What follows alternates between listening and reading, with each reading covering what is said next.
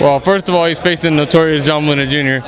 Second of all, he has 3 losses on his record. 1 loss that was notable, recent. So I do my homework. I try to follow him up. But no, I mean, yeah, it's a great challenge. 140, he's the best guy out there in the world right now by many of sanctioning bodies. So I'm looking forward to a good fight.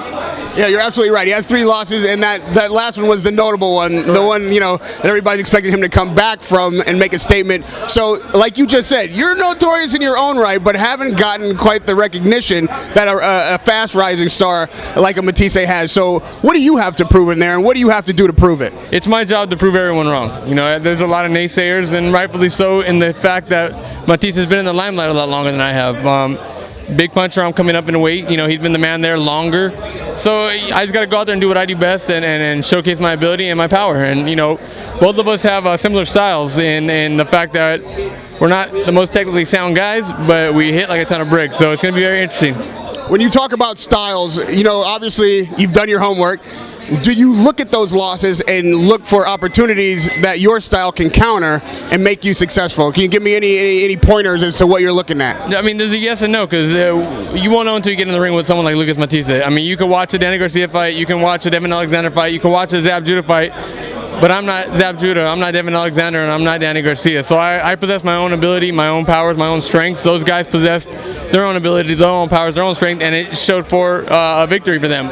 So I can take a little bit from it, but I got to do what I got to do to come out victorious, and that's be the best John Molina Jr. that I could be. What is this fight going to do for John Molina Jr.? Assuming that you win, this happens the way you expect it to. Do you think it'll propel you to the next level where you're headed? Like, tell me what you're looking to do in 2014. Well, 2014, I'm looking to get past Lucas Matthysse. That's my #1 focus right now. Secondly, he deserves my undivided attention. We know that he's coming to make a statement. We know he's hungry because he's coming off of a loss that he wanted to be victorious in. So what we got to do is we got to go out there and stop him, stop all the naysayers.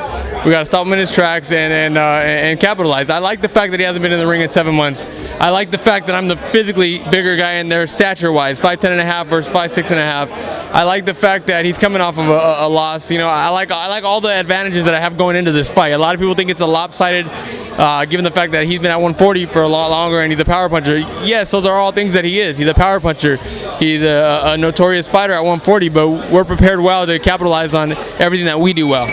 John Molina Jr., the Notorious, with the Radio Rahim. Thank you.